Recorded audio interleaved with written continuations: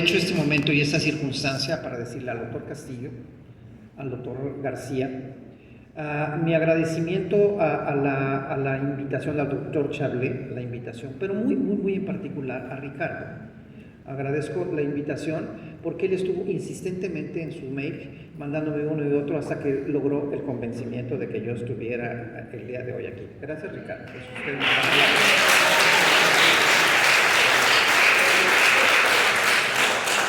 Cuando tratamos de cuadrar qué pláticas podría yo poner, pues yo le dije que era esta la primera de las pláticas que yo quería dar. ¿Por qué? Porque es Monterrey. ¿Por qué? Porque es el noreste de México. ¿Por qué? Porque es el norte de México donde tenemos este tipo de problemas. Entonces, lo primero, que si no han llevado esta materia y si no han llevado esta enfermedad, voy a tratar de ser muy claro en esta a ver, déjenme ver si pasa. Bueno, la enfermedad es tan importante que, curiosamente, lo primero que llama la atención es el nombre tan largo y cuesta mucho trabajo decirlo: coccidioidomicosis, ¿me entiende? Y ahora lo van a entender por qué. Es tan importante esa enfermedad en México que se han escrito incluso 2 libros sobre la enfermedad, hecho por autores mexicanos. El primer libro, que está del lado de izquierdo, lo escribieron unos sonorenses, donde la enfermedad es muy importante, Sonora es muy importante en esto. Y el segundo es un libro hecho por los Estados Unidos, pero ahí aparece el doctor Laniado Laborín, quien trabaja en Tijuana, para que entiendan lo importante que es esta enfermedad. Resulta que esto es producido por unos hongos que ahora sabemos que se llama Coccidioides imitis, y la palabra imitis quiere decir peligroso, agresivo quiere decir, eso significa, que viene lo contrario de no mitigar. Y Posadas, y luego se los voy a explicar, pero es un apellido y que tiene que ver un poco con el conflicto que hubo con esta enfermedad en un principio, y es una enfermedad severa, es decir, de esto realmente uno se puede morir.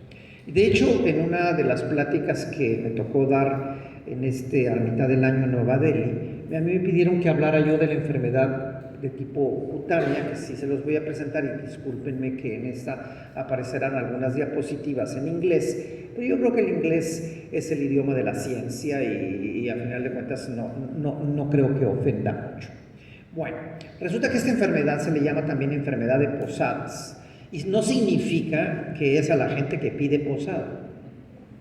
Por cierto, los inmigrantes que piden posada en México no les va tan bien. A manera como de ironía científica, ¿no?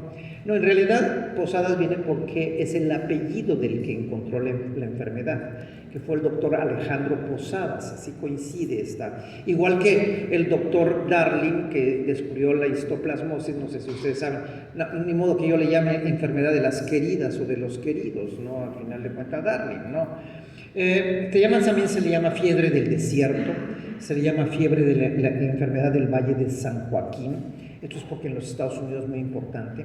La fotografía que están viendo allá arriba es una fotografía que ilustra lo que el CDC de Atlanta, recuerden que el CDC de Atlanta es el centro de investigación de enfermedades infecciosas más importantes del mundo. Querramos o no querramos a lo que hacen los americanos, ellos tienen un estudio muy serio. Pero les voy a platicar un poquitito de esta enfermedad. Fíjense que todo empezó por un artículo que se publicó del lado derecho, que por cierto, esta es la foto del doctor Posadas. ¿Verdad que estaba muy feíto? La verdad que estaba muy feíto. ¿Saben que él es argentino? Eso es para que se les quite la idea de que los argentinos siempre son guapos. No todos. Entonces ahí podrán darse cuenta que el doctor Posadas realmente pues estaba medio feíto, ¿no? Pero fíjense que lo interesante de esto fue que el doctor Posadas descubrió la enfermedad y describió la enfermedad cuando él era estudiante. ¡Wow! Y que además, ¿saben qué es respetable? Que su profesor, el doctor Bernique, dejó de primer autor a él. Eso es más respetable todavía, porque regularmente los profesores o los jefes se llevan la investigación, ¿no? Entonces eso es obvio. Cuando el Congreso Mundial de Micología hace como unos 15 años fue en Buenos Aires, miren con qué abrió el Congreso de Argentina, con esa cabeza que están ahí viendo. Es una cabeza de una persona, del paciente que describieron. Los argentinos lo conservan. O sea, cortaron la cabeza como que si fueran este grupo de los Zetas, y lo pusieron en acrílico. Y si tienen ustedes la oportunidad de viajar a Buenos Aires, allí van a encontrar la cabeza del paciente en el Museo de Ciencias Naturales de Buenos Aires. Es increíble eso. ¿Por qué lo hicieron los argentinos? No lo sé, no sé, y espero que si hay aquí algún argentino que me lo explique, ¿no? Pero al final de cuentas yo creo que eso se debió a un pleito que hubo con los Estados Unidos, porque los americanos dijeron que ellos habían descubierto la enfermedad y los argentinos no se dejan. Ya ven que cuando no meten gol ponen la mano. Obviamente que no se dejan, ¿no? Entonces esto hay que ejemplificar esto. Bueno, pues resulta que estas son todo el trabajo que uno puede leer todavía en un artículo. El problema es que antes no había Google, ni PubMed, ni Science Hub. Es decir, todas esas cosas con las que uno puede encontrar esto. Antes se publicaba la revista y quién sabe uno cuándo leía un artículo, ¿no? Entonces en 1890 y tantos publica Posadas este artículo y los americanos creen haber tenido el primer caso. De hecho, esta es la publicación de los americanos. Ahí aparece su autor, que era un autor, si no mal recuerdo, Gilchrist o Gilchrist, que como le quieran llamar. Entonces, eran muy parecidos y ellos creyeron que la enfermedad lo habían descubierto cuando se dieron cuenta que 4 o 5 años los americanos. Yo no sé por qué la gente se pelea tanto por ser el primero. Yo ya no soy primero en nada. Cada vez que pregunto, ¿verdad que soy el primero en tu vida? Y cuando me contestan, me doy cuenta que no. Entonces ya decidí no ser el primero en nada y prefiero ser el último, porque al final de cuentas creo que eso genera más. Estos son miren ustedes los dibujitos. Antes no había la capacidad de tomar fotografías. Hoy lo tenemos hasta en nuestros teléfonos. Tomamos las fotografías y antes se dibujaban. Entonces había que tener un dibujo, así como el ejercicio ahorita del doctor González tan maravilloso de mostrarles cómo es físicamente los icosaedros y todo esto para entender la maravilla de los virus. Entonces eso ejemplifica esta situación. ¿Por qué es importante esta enfermedad y por qué vengo aquí a hablar de esto?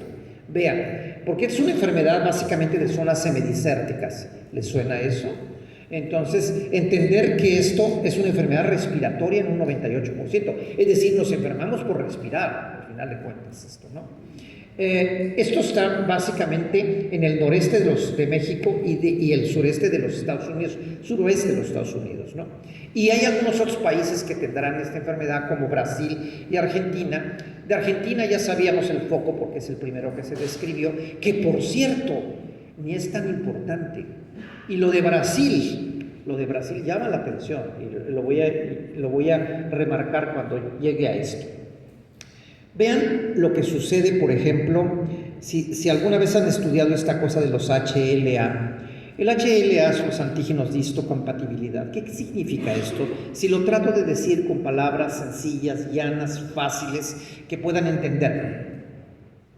Gente que tiene susceptibilidad a esta enfermedad. Anoche venía yo platicando con la mamá de Ricardo y ella me explicaba sobre la genética de por qué el COVID les dio a unas familias y en otras no. Muy probablemente tenga que ver con los antígenos de histocompatibilidad.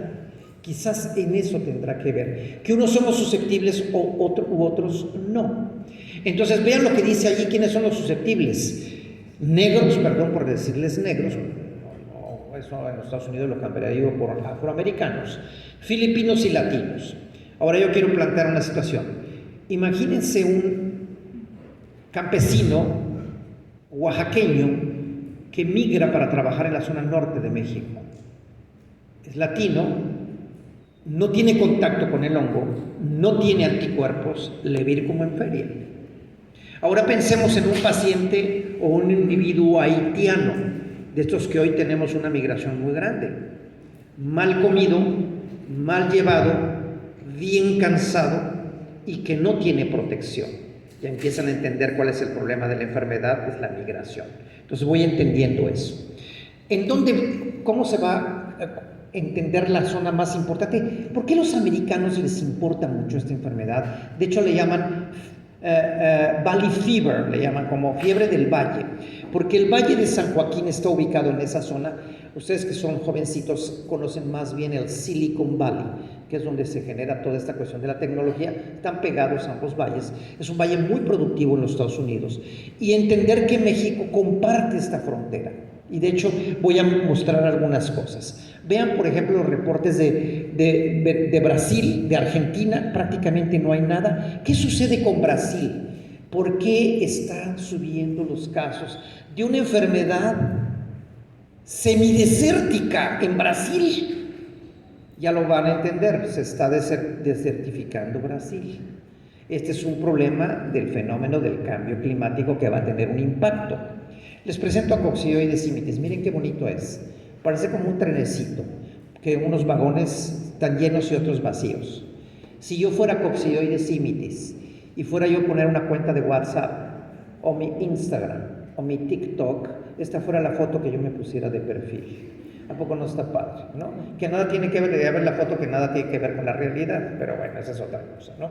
Pues ahora les voy a platicar el problema de los hongos. En realidad, con la biología molecular descubrieron que no hay un hongo, sino hay dos, pero son crípticos. A ver esa palabrita, ¿qué significa? Críptico. Quiere decir que genéticamente está tan pegado que son iguales. Dan la misma enfermedad, pero tienen diferencias. A ver, ¿son iguales o tienen diferencias? ¿Han visto gemelos idénticos? Pues eso es críptico. ¿Hacen lo mismo? No. ¿Son diferentes? Sí. Yo tengo dos gemelitas ahí, amigas, que no hacían lo mismo. ¿Me entienden? Entonces hay que entender que eso es críptico. Entonces hoy se descubrió que el Coccidioides simitis se lo quedaron los americanos. Ganaron el pleito. ¿Me entienden? Ellos se tomaron el nombre que le puso al propio Posada. Pero a cambio de ellos fueron muy amables. Le pusieron el nombre de Coccidioides posadacea en honor de Posadas. Entonces todo quedó muy bien, ¿no? Cuando la decencia y la educación llega bien. ¿Hay diferencias? Sí. ¿Da la misma enfermedad? Sí. ¿Se trata igual? Sí. Entonces, ¿para qué carambas se tiene que hacer una identificación? Es cuando se tiene que hacer un reporte bien. Aquí marco las diferencias, a mí me importa mostrarles esos para nada, entonces continúo. Esta es la taxonomía. La taxonomía es una cosa terrible, que solamente la gente que se dedica a la microbiología. ¿Me importa mucho esto? No, para adelante.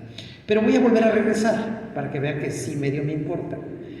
En realidad la única palabra que quiero que aprendan es lo de onigenal, que significa hongos térmicos, es decir, que tienen que ver con la temperatura. Y eso sí influye. Oyeron lo que el doctor Castillo dijo: esta ciudad no tiene palabra de honor. Ayer estuvo caliente y hoy puede estar frío. Entonces los originales son los únicos que tienen esa capacidad de adaptarse. Y por lo tanto no cualquiera vive en Montemorelos, no cualquiera vive en Chihuahua y no cualquiera vive en Sonora. Entonces es entender que eso se llaman mesófilos, que son microorganismos o organismos que se van a adaptar muy bien. Les recuerdo que los microorganismos antes se clasificaban primero por su forma, luego por sus bioquímicas, luego por su biología molecular, pero lo de hoy es la filogenia. Fíjense lo que ha sucedido con la sexualidad humana. Es muy parecido. Antes se clasificaba por forma. Uno podía decir hombre o mujer. Pero hoy, a mí me cuesta mucho trabajo. Entro al metro y quedo viendo algo y de verdad no sé qué es. O sea, no tiene morfológicamente. Tendría yo que hacer un PCR para saber qué es. O medio preguntarle, ¿no? O sea, como para que eso es lo que sucede. Pues, ¿dónde está nuestro agente? Vamos a buscarlo. Ahí está. Y vean cómo está pegadito a un hongo que se llama histoplasma y a otro hongo que se llama neumocistis. Entonces, todo es lógico. Son térmico dependientes y el de arriba afecta a los pulmones. O sea, la filogenia quiere decir de dónde vienes. Eso es en realidad lo que está sucediendo. Hoy se ha estudiado tan finamente. Recuerden que esta enfermedad lo tienen los americanos. Y si lo tienen los americanos, tienen dinero. Y si tienen dinero, les importa invertir en eso. Y por eso han hecho una clasificación increíble. Miren ustedes cómo las zonas lo queda muy claro. El Posadacea para todo lo que no es californiano. ¿Ya? Y que es obviamente de otras partes de Latinoamérica. E Imitis quedará solamente para la zona de California. ¿Y qué pasa con la gente que vive en Tijuana? La gente que vive en Tijuana tiene coccidioides imitis. El presidente Trump quiso poner una frontera para que no pasara, y coccidioides no pasaba, iba y venía, ¿me entienden? Entonces esa es una burla a querer poner una barrera física a algo que no lo hay. Miren ustedes la subdivisión que hay ahora de todos los mapas que voy teniendo. Entonces vamos entendiendo que en realidad hay clados. ¿Qué significa clados? Son como grupos de microorganismos donde tienen una relación o no. Entonces eso es interesante. Ahora vamos a ver a Coccidioides imitis qué microorganismo tan inteligente es. Primero, miren, tiene una envoltura hidrofóbica y con una cobertura mucilaginosa. ¿Qué significa? Que es como un cactus. Al cactus lo que más le importa es el agua, como a la gente de acá y la de Monterrey más, ¿no? O sea, obviamente que lo que más quiere es proteger su agua, que es lo que poco tiene. Entonces, fíjense qué interesante todo esto, y eso significa que tiene un potencial biótico elevado. ¿Qué significa esto? Que se va a multiplicar logarítmicamente. 1 da 2, 2 a 4, 4 a 6, a 8, a 16. Entonces, esto es logarítmico y por eso le va muy mal. Vean las zonas donde hay cocci. ¿Saben qué me preocupa a mí? En la panza de Brasil, en la zona de Piauí, de Cesar, porque esa zona se está desertificando. ¿Me entienden esto? Y entonces esto explicaría la situación. Si yo les muestro el mapa, es un trabajo que acabamos de sacar junto con el grupo de Brasil, de las enfermedades, dividiendo esto, pero lo que yo quiero llegar es al mapa de México. Y miren ustedes cuáles son los estados que tienen. Va desde Tamaulipas, sobre todo en la parte que está metida en la parte de Nuevo León, hasta la Baja California. Estos son los estados. Pero no sé si logran ver dos puntitos por ahí que se escapan. Uno que está en el centro del estado de Michoacán y otro en el centro del estado de Guerrero.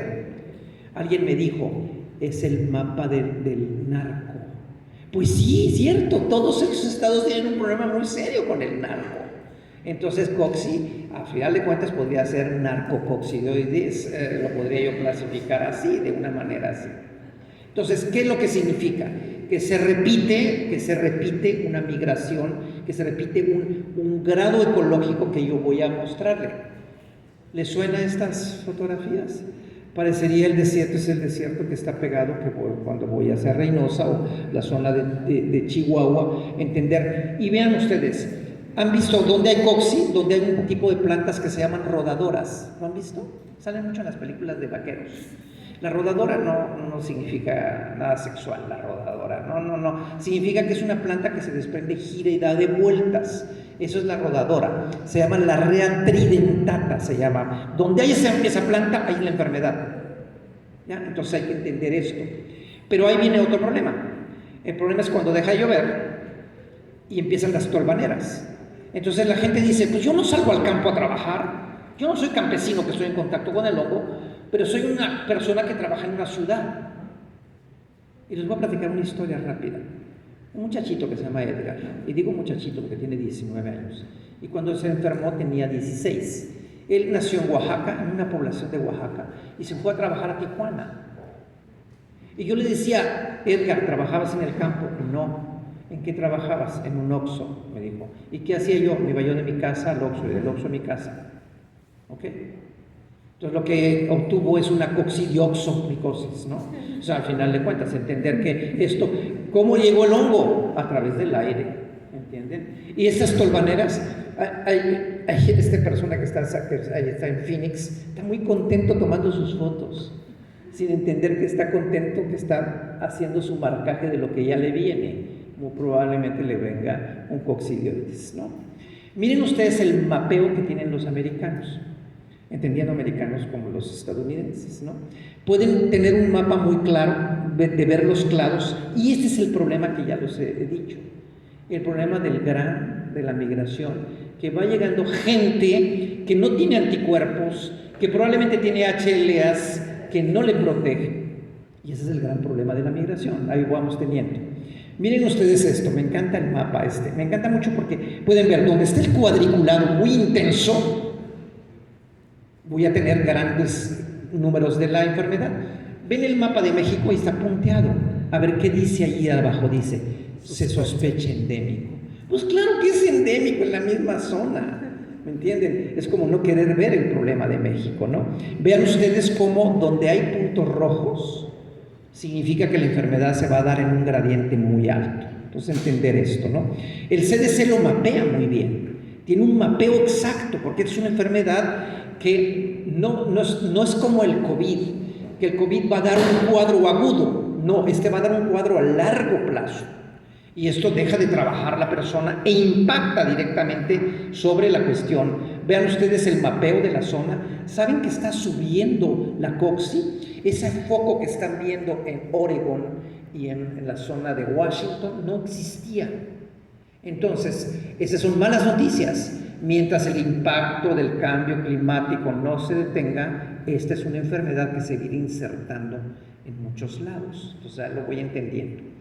Miren, compartí este artículo y este trabajo hace algunos años con un doctor que se dedica a esta enfermedad, que se llama el doctor Papagianis. Ahí lo pueden ver ustedes al final del artículo.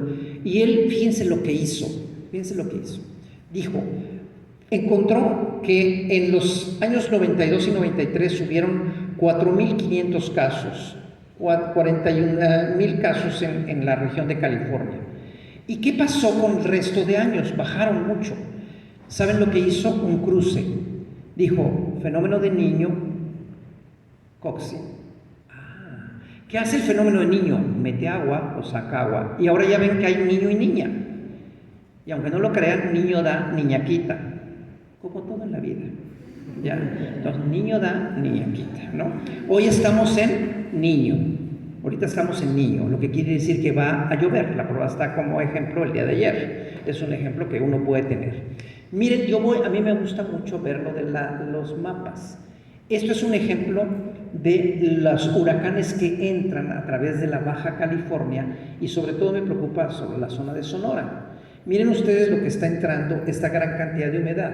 ¿Qué significa? Que si tengo temporada alta de huracanes en que van a impactar en Sonora, ese año no van a tener COXI, lo van a tener hasta el siguiente año. Entonces, ¿se me entienden? Entonces hay un ejemplo de esto, de que voy teniendo esta situación. Por ejemplo, la gente de Monterrey no se preocupa por el que tenga agua, lo que no se olvida que es la COXI, ¿no? Que es otra cosa. La enfermedad es básicamente pulmonar, pero hay cuadros de tipo que se van fuera de piel. Vean ustedes el impacto en cuanto a hombre-mujer, 7 de 10 son de hombres. Alguien diría que esto es porque el hombre va más a trabajos del campo. Eso no es cierto. Quienes hayamos nacido en la provincia sabemos que la mujer trabaja tanto como el hombre, y trabaja en el campo y trabaja en su casa. El pilar de la sociedad mexicana sigue siendo la mujer, aunque crea uno no, eso me queda muy claro, ¿no? Entonces, a final de cuentas, ¿esto qué quiere decir? Que el hombre es más susceptible. Regularmente sí somos más susceptibles que las mujeres, ¿no? Entonces hay que entender esto, ¿no? ¿Cómo va a dar la enfermedad? Va a dar cuadros básicamente pulmonares, y si saben tuberculosis, ya saben COXI. Es lo mismo, la misma cuadro que da una cosa, pero también se va a piel, y eso me llama la atención, y da cuadros de tipo diseminados, eso ahí voy. Y aquí voy a poner el ejemplo. La enfermedad se puede dar en pulmón y diseminar y reinfectar. Yo siempre les pongo el ejemplo a mis alumnos que si es lo mismo o es diferente. Por supuesto que es diferente. Diseminar depende de mi estado inmune. Si yo estoy inmunosuprimido, va a continuar mi enfermedad. Hace ratito que oía yo de las comorbilidades que presentaban de un caso. Es eso, va a continuar porque tiene algo. Ahora, reinfección es de la tarugada de seguir viviendo en la zona endémica. Me estoy reinfectando. ¿Entienden? Eso es un ejemplo, pero la enfermedad continuar. Y ahora vean los ciclos muy bonitos. Es el ciclo que yo tengo en el libro, pero me gustan mucho los de otros. Me gusta mucho este. Yo digo que, me gusta ver cómo es el microorganismo y cuáles son sus factores de virulencia. A ver, ¿qué es un factor de virulencia? Piensen en una persona cuando están enamorando. Busquen los factores de virulencia. ¿Es guapo o no? Guapo, factor de virulencia. ¿Tiene dinero? Más factor de virulencia. Habla bonito, triple factor de virulencia. ¿Ya? Entonces vean así va coccidioides simitis, ahí lo podemos ver. Lo puedo ver. El hongo es bifásico. ¿Qué quiere decir bifásico? Que cambia de forma. Obviamente eso se llama hipocresía. El que es hipócrita es más virulento. ¿No conocen amiguitos o amiguitas que son hipócritas? Son virulentos, ¿ok?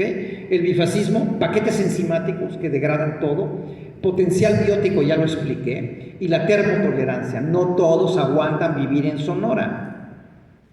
Solo los cachanillas, ¿no? O sea, al final de cuentas eso me queda claro. Entonces, pero ahora vean también quién intervienen. Los roedores o la gente que está, el habitante que está allí. Me encontré un ciclo por allí de los perritos que se enferman, se mueren y dejan las esporas otra vez en el medio ambiente. Entonces esto voy a estimar esto. Cuadros básicamente pulmonar. Si yo esta radiografía se lo pongo a un neumólogo o a un imagenólogo, ¿qué me va a decir? Probable tuberculosis. ¿Tose su paciente? Sí. ¿Cuánto tiempo tiene? 3 meses. Pues TB. ¿Por qué tengo que pensar primero? Porque debo pensar en lo más frecuente. ¿Qué es lo más frecuente en México? TB. ¿Pero alguien podría ser TB y coxi? Claro. ¿Hay hombres que tienen 2 mujeres? Claro. No, nada está prohibido en esta cosa, o más bien está prohibido, pero se hace, ¿no? Entonces ahí podemos entender esa situación. Cuadros que van desde muy severos, este es un inicial residual, vean ustedes aquel muy activo, y el de abajo se llama miliar. Miliar quiere decir que ya la ocupación del pulmón es toda, ¿entienden? Entonces esto ya tiene un paciente con severos daños. ¿Tengo grados de coxis? Sí. ¿Tengo resistencia a esa? Sí puedo tener eso. Entonces pueden entender que con las tomografías vean la gran cantidad de actividad. Y ahora que tuvimos el COVID, ¿se cruzaron estas 2 enfermedades? Obvio, ¿no? Se puede tener COVID viviendo en la región de Chihuahua y haber tenido coxi, y esos pacientes les fue muy mal. Entonces hay que entender esa situación. De un articulito que acabamos de sacar, por ahí se lo mandaré a Ricardo, hicimos este diagrama que no vale la pena que lo entiendan ahí, pero si les interesa la enfermedad vale la pena que lo vean con detalle. A mí me gusta porque está muy bonito hecho en dibujitos, de colorcitos, ¿no? O sea, eso me encantó. Punto. Pero voy a mostrar algunas cosas que sucede con los pacientes. Si un paciente tiene la enfermedad pulmonar, de repente dice, me salen bolas en las piernas. Ups, buena noticia. ¿Oyeron lo que dije? Ups, buena noticia. ¿Por qué? Eso está formando un eritema nudoso, que significa mi cuerpo está respondiendo. Y a ese paciente le va a ir muy bien. Entonces, vean cómo eso se llama una reacción de hipersensibilidad a distancia. Entonces hay que entender eso. Pero ya presentando los cuadros cutáneos, son muy aparatosos. Generalmente va siguiendo los cuadros ganglionares. A ver, ¿dónde están los ganglios? El cuello, las axilas y las ingles. Entonces vean, por ejemplo, alrededor del cuello, vean alrededor del cuello con regiones de tipo retráctiles que se ven muy bien allí. Vean la actividad plana, pero vean, la coxi a veces no tiene palabra de honor. Es decir, ese pacientito tenía esa sola lesión debajo del labio, y el paciente se estaba muriendo cuando lo valoramos inmunológicamente. Entonces, ¿qué significa? Que la coxi es como los hombres, engaña, ¿me entienden? Entonces al final de cuentas no hay que ver con una lesión tan elemental, tan chiquitita. Lo que hay que valorar es que obviamente un cuadro de tipo inmunológico bien. A veces hay cuadros muy severos, vean ustedes claramente, ¿no? Ese paciente de a la derecha me recuerda a un paciente que acabo de tener, que les hablaba yo ahorita de Edgar. Son pacientes que nacieron en Oaxaca, migraron, no tienen anticuerpos, les va como en feria. Entonces son cuadros muy severos. Vean ustedes lesiones por todos lados.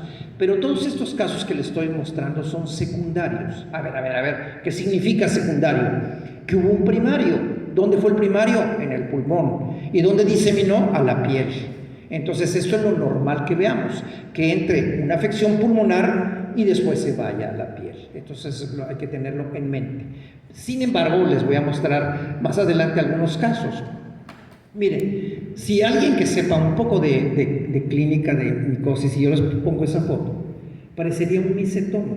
Entonces engaña a veces y tengo que cuadrar. Esta es la fotografía, por cierto, de Edgar desde chiquito. Miren ustedes esa afección tan seria que tenía. Entonces, de hecho, esta fotografía lo recibí a través del WhatsApp, porque ahora el WhatsApp soluciona todo. Yo recibo 1000 cosas a través del WhatsApp, ¿no? Ahí entran todos los diagnósticos que se les pueda imaginar. Y a veces uno ayudo y a veces no. Pero vean ustedes las complicaciones. Un muchacho dealer, que significa que es un traficante, que toma todo tipo de drogas, que también eso genera una serie de inmunosupresión, y vean el cuadro que está presentándose, es un cuadro muy severo, entonces son cuadros muy, muy graves, que esto además en la frontera es muy clara. Otra región que a mí me importa mucho es la de aquí de la laguna, la de Torreón. Torreón también es una zona de sequía muy importante, y todos estos cuadros es una publicación que hicimos en la gente de Torreón que también tienen ese impacto. Torreón está pegado aquí a la zona de Monterrey, de hecho mucha gente va y viene. Cuadros que son muy extensos en cara, por ejemplo. Este paciente a mí me hizo recordar muchas cosas, se llama Javier. A Javier lo vimos y la lesión que tenía era muy severa, y de hecho cuando vimos que le estaban dando de tratamiento, el tratamiento que le estaban dando es antifímico. ¿Sabe qué es un antifímico? Antituberculosos. Cuando le tomaron una biopsia, vieron un granuloma tuberculoide, pues dijeron tuberculosis. Vive en Tijuana. Tijuana es la zona que tiene más tuberculosis en México. Entonces, pues hay que entender que esto es lo que le dieron. Había una equivocación que más adelante se los voy a mostrar. Yo busqué una foto y dije, como que este paciente ya lo vi. Porque uno en la derma se recuerda a uno los pacientes. Yo no, a veces, vean, es una fotografía del libro del doctor Arenas, no parece igual, o sea, muy parecido nomás, se me hace muy parecido. Nada más que este es negrito. Ah, esta es otra enfermedad. Entonces, no la habíamos visto, había que estudiarlo, y vean ustedes las lesiones, vean la retracción del ojo por la afección, un cuadro muy severo. Pero de este cuadro, más adelante se los voy a comentar porque quisiera yo, de hecho lo publiqué por ahí, este caso. Pero les voy a mostrar algunas cosas que son muy interesantes. Perdón por el inglés, porque esta es una presentación que les decía yo que había hecho en Nueva Delhi en el Congreso Mundial del año pasado, que ahora me voy a lo primario. A ver, ¿qué es lo primario? Cuando el hongo por un traumatismo entra a la piel. ¿Entienden? Que son, si yo vivo en la zona endémica y me pico, y les voy a mostrar algunos ejemplos que se me hacen muy bonitos. ¿Oyeron? Bonitos, ¿no? O sea, porque en realidad a mí se me hace bonito, aunque el paciente no. Por ejemplo, este es un paciente que tiene una lesión verrucosa en el dedo, que yo no hubiera pensado en cocci, hubiera yo pensado en muchas otras enfermedades, y sin embargo, vean la biopsia, ahí está el hongo, ahí se ve perfectamente bien. Pero quiero mostrarles que para esto hay un criterio que se publicaron desde hace muchísimos años. Esto fue en el 53. A veces los alumnos que tengo yo de la residencia me dicen, el artículo ya tiene más de 10 años. O sea, ya es viejo. Pues yo soy viejísimo, digo yo, no, o sea, tengo más de 10 años. Entonces, hay trabajos muy viejos que se hacen clásicos. Y un trabajo clásico significa que sigue dando la pauta. Estas son cosas que escribió el grupo del doctor Wilson diciendo qué es lo primario. Y entonces, esto tiene que cumplir con lo siguiente. No actividad pulmonar, evidencia de un trauma, que haya un periodo de 3 semanas, fíjense cómo todo es muy claro, que la lesión primaria sea un nódulo, una placa, como lo estamos viendo, que haya una adenopatía. Esto es muy difícil que el paciente se lo diga, A veces los pacientes, híjole, interrogar a un paciente es terrible. Yo ayer le estaba platicando a Ricardo de un caso que tenía yo, que de veras es difícil interrogar al paciente porque a veces no dice cosas. Ya, el paciente ayer venía con su esposa y la que contestaba era la esposa. Me daba mucha risa porque le digo, ¿le duele? Y el paciente me decía, no, y la esposa decía, sí le duele. Bueno, ok, le duele, pues, ¿no? O sea, hay que entender, ¿no? A veces hay que llevar a la esposa para que conteste por uno, al final de cuentas, ¿no? ¿Ha viajado? No. ¿Ha viajado? No. ¿Ha viajado? La tercera pregunta, no. Pero después dice, pero vivió 5 años en Chicago. ¿Me entienden? Como que es como curioso, hay que entender, sacar toda la información. Para eso son maravillosas las mujeres. Poner una intradermoreacción, eso ayudaría, y que venga una negatividad. Vean ustedes, les voy a mostrar un ejemplo de lo que ha subido con estos casos. A ver, ¿qué pasa con esta lesión? ¿Pueden ver en el pie? Eso no está en el cuello, no está en las axilas ni en las ingles. ¿Qué sucedió? A ver, vamos a ver qué pasó con este paciente. Lo que pasó es que tenía una verruga. Entonces el paciente cruzó el desierto, cortó una espina y se trató de quitar la verruga. ¿Me entienden lo que hizo? Se inoculó directamente con eso. Es increíble cómo se inoculó directamente el hongo a través de eso. Este es uno de mis favoritos. No es el favorito más favorito, pero miren qué bonito. Es una placa que ha estado allí 4 meses, 5 meses. No da molestias, pero pues, no es agradable. Consultó con una dermatóloga amiga mía, que en paz descanse, la perdimos con el COVID, y ella tomó la biopsia y dijo granuloma tuberculoide, y ya se acuerdan que se parece a la tuberculosis, le dieron tratamiento. Pero cuando nos los mandaron por sede, y entonces llegaron con nosotros, y entonces fíjense lo que sucedió. Lo que sucedió es que este paciente, un paciente de alto dinero, estaba lazando una vaca, se picó con el alambre de púas y allí empezó la enfermedad. Ahora voy a decir, sin decir el nombre, obviamente siempre tengo que tener respeto por el paciente, les voy a decir, este era un ex gobernador de un estado como Coahuila, ¿entienden? Entonces, un ex gobernador de Coahuila que se picó lazando una vaca. Yo digo, ¿por qué la vida es tan injusta? ¿Por qué le dio un caso cutáneo primario que se curó con 3 meses de tratamiento? ¿Por qué no le dio un caso pulmonar, cerebral, diseminado? O sea, la verdad que la vida no es justa. Uno quisiera otras cosas. Miren este caso.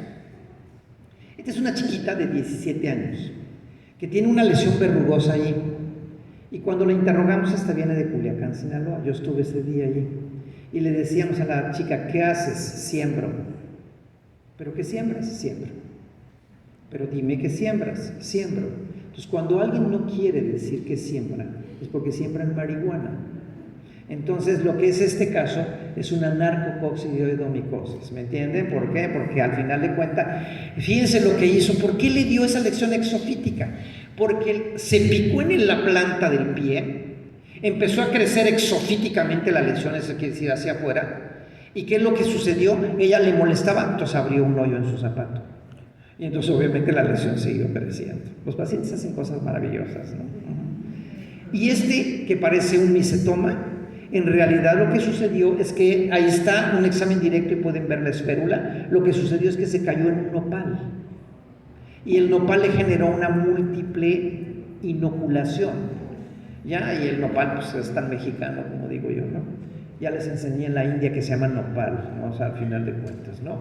Y ahí está. Y el nopal está en el lábaro patrio, ¿no? Hay que entender esa situación. Este es el último caso que hemos tenido, es un caso de Sonora, en donde ¿saben lo que es este? Es un mecánico, ¿me entienden? ¿Qué hacen los mecánicos cuando hay calor? Hoy está frío aquí, pero el calor se quitan todo y se meten debajo de los coches. Y entonces sufren múltiples inoculaciones. Esto es una extensísima lesión porque en realidad se metía debajo del carro. Entonces ahí está el hongo. Entonces uno puede adquirir todos este tipo. A ver, la micología. ¿Qué hay que hacer? Tomar un examen directo y ver una esférula. Eso es lo que yo quiero ver. Recuerden que hay un cultivo que se llama, es peligroso. Este hongo se puede adquirir con mucha facilidad en un laboratorio. Por eso la ley mexicana dice que tiene campana de bioseguridad 3, si no, no hay que trabajar el hongo. Me preguntan algo, ¿qué campana tengo yo en el hospital? Bioseguridad 3, pero no me surten filtros. Ya saben lo que pasa con el gobierno. ¿Y qué vamos a hacer? Tengo ahí el paciente, ¿lo voy a trabajar o no? Claro que lo voy a trabajar, como lo hice cuando no había campanas de bioseguridad 3, ya soy viejo. Nada más que hay que tener todo el cuidado y el respeto al hongo. Y voy a hacer una pregunta. Si es una campana de bioseguridad 3, ¿tubo o caja de Petri? Piensen, ¿tubo o caja de Petri? Tubo. ¿Tubo o caja de Petri? Tubo. Tubo, porque la caja de Petri, me entienden que al abrirlo saldrán todas las esporas, ¿no? De joven o de viejo voy a manejar el cultivo. ¿Cuándo es más infeccioso un hongo? ¿De joven o de viejo? Viejo. Es como los hombres. Son más infecciosos de viejos. Ajá. Entonces, ¿cuánto hay que agarrarlo? Jovencito al hongo. ¿Por qué? Porque los conillos se van a soltar con menos facilidad. ¿Me entienden? ¿Tapón de rosca o tapón de tubo, de algodón? Rosca. ¿Rosca o algodón? Rosca. ¿Rosca o algodón? ¿Algodón o rosca? ¿Rosca o algodón? ¿Cuál? Algodón. ¿Por qué? El algodón me permite llenar perfectamente bien. Miren, si le tengo miedo al coxi, ¿saben lo que hago? Impregno de formol y lo volteo y lo dejo 24 horas, los vapores van a matar al hongo, y si soy muy miedoso, lo vuelvo a hacer. lo vuelvo a impregnar de formol y dejo otros 24 horas. Ya, si soy muy miedoso, que se vaya a trabajar a otra cosa, que se vaya a hacer bacterias, ¿sí? O sea, ¿me entienden? La micología es para los hombres, o sea, que quede claro. ¿No? Entonces, otra vez, no quiero ahora que si lo mato el hongo ya no voy a poder cultivarlo. Entonces, ¿cómo hay que hacer para que no muera el hongo? Pues con agua. ¿No han visto barrer a las viejitas? Las jovencitas barren y las viejitas echan agua primero y luego barren, porque no se levanta la polvadera. Entonces, ¿qué hago? Inyecto a través de del algodón solución salina, meto mi asa tranquilamente y lo trabajo bien, sin ningún problema. Entonces, obvio, lo mejor es tener campana de bioseguridad atrás. En esta universidad deben tener una campana de bioseguridad atrás si quisieran trabajar este hongo. ¿Entienden? Entonces hay que entender eso. Hacer pruebas inmunológicas son fundamentales. Miren ustedes qué bonitos son las esférulas. No sé si logran ver esta. ¿A qué parece? Un Mickey Mouse. ¿Se acuerdan del paciente que se picó para sacarse la verruga? Estaba en Anaheim. ¿Saben dónde es Anaheim? ¿Dónde está Disney? Entonces trajo su Mickey Mouse. Ahí se lo trajo. Es increíble, ¿no? A los chicos, si les quiero enseñar esto, parece un Pac-Man. ¿Lo ven? Un Pac-Man que está abriéndose y vomitando la gran cantidad de esférulas. Ahí se ven perfectamente bien. Puedo verlo con claridad. ¿Puedo medir los anticuerpos? Sí, debo medir los anticuerpos, porque si yo tengo más fijación de complemento, tengo más enfermedad, y ahorita les voy a explicar esto. Ahí está el ejemplo, miren de cómo se trabaja. ¿Cuál es la forma de no trabajarla? Esta no. ¿Me entienden? Esta no. Hay unas cajas que ya casi no se hacen, pero a mí me encantan estas cajas, porque no sé si logran ver que tiene tapón de rosca, por no poner la rosca y poner algodón, no tengo ningún problema, pero queda como una placa. Ya casi no lo hay este material. Es un material muy viejo en donde yo trabajo ese tipo. Ya está el hongo. Y vean ustedes el coxi, ¿no? Ayer, hace 2 días tuvimos un caso de estos, ¿no? Entonces hay que tener como idea. Los muchachos son tan simpáticos que le ponen una calaverita para que todo el mundo sepa que es un coxi. No es un mal chiste. Ten cuidado, ¿eh? Hay una calaverita, no lo toques. O sea, no todo hay. La micología tiene 2 hongos muy virulentos, coxi e histoplasma. Pero eso hace que la micología le tenga miedo. Es igual que a los hombres. 98% somos buenos. Pero por ese par de hombres malos, todos se etiquetan como malos. Mala idea. Otra vez coxi. Es como un tren. Un vagón lleno, un vagón vacío, un vagón lleno, un vagón vacío. ¿Ok? Es como el metro de la Ciudad de México. Aquí se ve como el metro chocó con otro. Ahí se ve perfectamente bien, ¿ok? Pueden ver eso, miren, pintado de rojo, qué bonito se ve, ahí no hay ninguna duda. Y vean qué bonito, esas fotos las bajé del internet, me gustan mucho. Se me hacen muy bonitas, ahí está el ejemplo, cómo es el hongo. El hongo es muy sencillo realmente, es un hongo extraordinariamente fácil. Y esta es la fase parasitaria, se dan cuenta cómo es dimorfo, cómo es hipócrita. A mí me gusta esta. Cuando ustedes tienen blanco de calcofluor y un microscopio de fluorescencia, miren cómo resalta de bonito, ¿no? Se puede ver con mucha facilidad. Ahí está una biopsia con muchísimas esférulas. Ahí está pintada de paz, mire qué bien se ve perfectamente bien. Compara paz y grocot, ahí se ven la diferencia, lo podemos observar con muchísima facilidad. Coxi es muy fácil, hasta un ciego lo ve, decía alguien, ¿no? Me gusta eso. Pero hay cosas que están cambiando. El hongo, a ver, voy a volver a regresar para ver si me entienden. Me doy a entender, perdón. El hongo solamente tiene esférulas y es lo que debo ver en el paciente. No debo ver más que eso. Eso es todo lo que debo ver. Pero en cambio, vean ustedes aquí, ¿qué ven? Ven las esférulas abajo y arriba una serie de filamentos. Entonces, algo está haciendo este hongo. Y como decía mi tía, que tenía 96 años, me decía: ya la vida no es igual, mi hijito, me dice. Los hombres se visten de mujeres y las mujeres de hombres. El mundo ya se va a acabar, me decía mi tía. Pues tiene razón, porque la cosa está muy revuelta hoy. Este hongo que debió haber dado solo esférulas a filamentos, pero no sé si me entienden qué es lo que sucede con esto. Va más allá de la imagen. No sé si me entienden que este paciente puede ser infecto contagioso.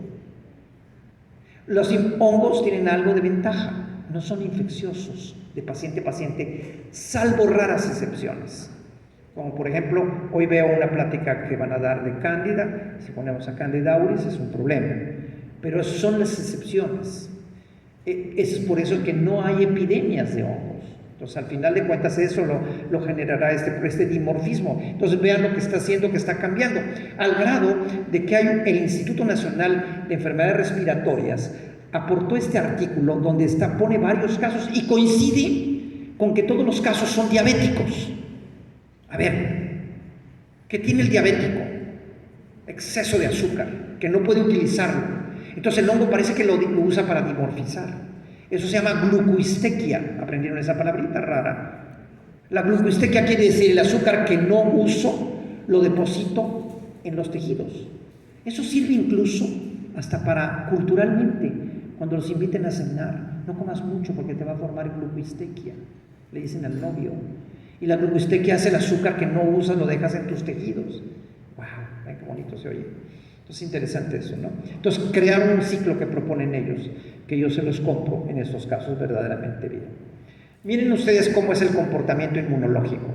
El comportamiento inmunológico, ahí va. Si yo tengo un periodo de deterioro inmunológico, vean cómo la fijación de complemento, que es anticuerpos que se van a medir, se van para arriba y la interreacción se va para abajo. ¿Qué significa? Por ejemplo, el paciente con COVID, ¿dónde estaba? Aquí. Le iba a ir muy mal. De hecho, tenemos una regla muy facilita. Si tienes fijación de complemento, quiere decir una prueba de anticuerpos y con fisiología positiva, tienes buen pronóstico. Entonces, el paciente lo podemos decir, ¿cómo medir, doctor? Pues es muy fácil. Te hacemos 2 pruebitas y te puedo decir si bien o mal. No solamente verlo, pues ahí entender que esto cuadraría en esa situación. Tratamiento ANFO-B. La anfotericina B es un tratamiento de elección, pero hay que acordarse que es intrahospitalaria, tiene muchos efectos colaterales, recordar que es nefrotóxica, da problemas hepáticos, da problemas de coagulación, es peor que casarse. Entonces, al final de cuentas, ANFO-B es el tratamiento de elección. Si hay que combinarlo con algo, lo podría uno combinar con algunos medicamentos, como el itraconazol o el fluco. Entonces, dependiendo de los pacientes, pueden ir combinando. Y ya les voy a ver el problema. Por ejemplo, aquí está Juan recibiendo su ANFO-B, pero vean ustedes la flebitis que formó. Es decir, dan cuadros muy severos. A la anfotericina B hay que saberla manejar. Es un arte manejar la anfotericina B. La anfotericina B tiene 60 años en el mercado. 60 años en el mercado.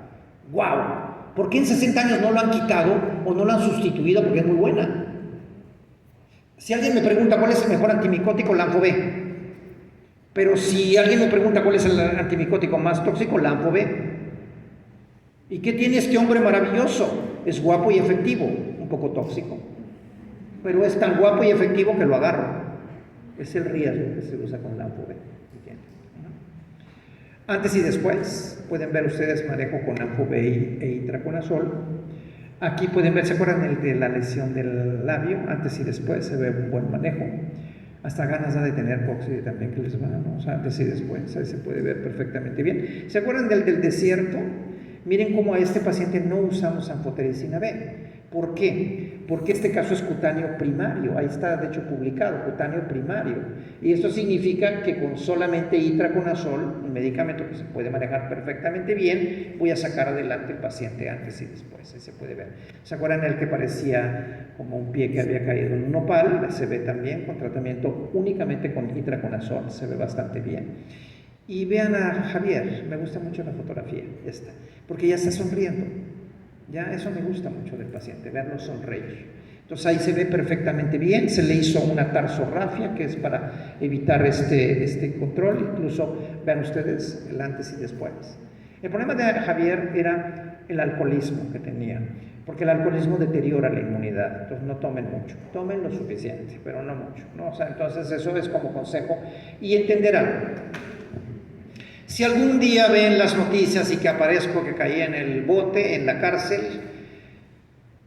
no soy político, no voy a robar nada, me porto bien, pero soy un terrible transportador de cepas. Llevo cepas de aquí para allá, de allá para acá, porque así hacemos muchos trabajos. Pero no soy transportador de cepas, pero no soy tonto. En la única cepa que nunca voy a llevar es coccidioides simplex. Y la razón es porque está catalogado en OC, que quiere decir Overcare, y eso significa que es potencialmente diseñado para la guerra biológica. Los Estados Unidos lo detienen con tranquilidad. ¿De México a Monterrey traigo cepas de coxi? Sí. ¿De Monterrey para México? También. Pero cruzando fronteras, jamás. ¿Me entienden? ¿Por qué? Porque el riesgo que se puede tener. Esta es una estupidez. Esta cosa de la guerra biológica, sí, en la vida hay muchas cosas estúpidas, esta es una de las más estúpidas que he escuchado yo en mi vida. La cosa del anthrax, la cosa de los virus y todo eso. No se preocupe por los 15 minutos. ¿Qué cree que dice aquí? Muchas gracias. Muchas gracias.